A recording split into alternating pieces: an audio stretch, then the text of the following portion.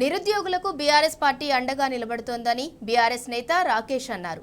TGPSC ద్వారా ప్రభుత్వ ఉద్యోగాలను మార్కెట్లో అమ్ముకుంటున్నారని ఆయన ధ్వజమెత్తారు. గ్రూప్ 1కు సంబంధించి ఇప్పటి వరకు కటాఫ్ మార్కులు ఇవ్వలేదన్నారు. కోచింగ్ సెంటర్లతో కుమ్మక్కై ఉద్యోగాలను అమ్ముకుంటున్నారని రాకేష్ ఆరోపించారు. గ్రూప్ 1లో కటాఫ్ మార్కులు డిక్లేర్ చేయలేదు, కీ మాత్రమే ఇచ్చారు.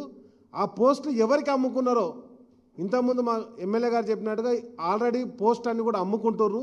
ఆ అభ్యర్థులంతా ఏ కేటగిరీకి చెందినరో వెంటనే డిక్లేర్ చేయాలి. ప్రభుత్వాన్ని పబ్లిక్ సర్వీస్ కమిషన్ను మేము డిమాండ్ చేస్తున్నాం.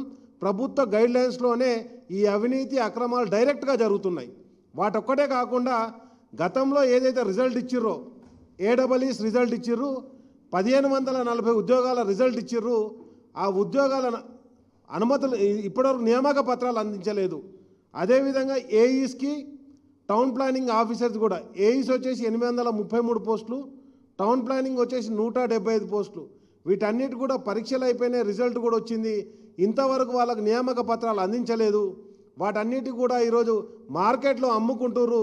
ఆల్రెడీ ఒక ఏదైతే ఇంతకుముందు ఎమ్మెల్యే గారు చెప్పినట్టుగా ఒక కోచింగ్ సెంటర్ యజమానికి ఇప్పుడు ఆల్రెడీ చైర్మన్ ఇవ్వడం జరిగింది. ఇక ఆ చైర్మన్ కూడా ఎందుకంటే మా కేటీఆర్ గారిని హరీష్ రావు గారిని అన్నారు కదా, కోచింగ్ సెంటర్లతో కుమ్మక్కై మీరు ఈరోజు ధర్నాలు చేస్తున్నారని ఆల్రెడీ ఆయనకు ఒక చైర్మన్ ఇచ్చిర్రు.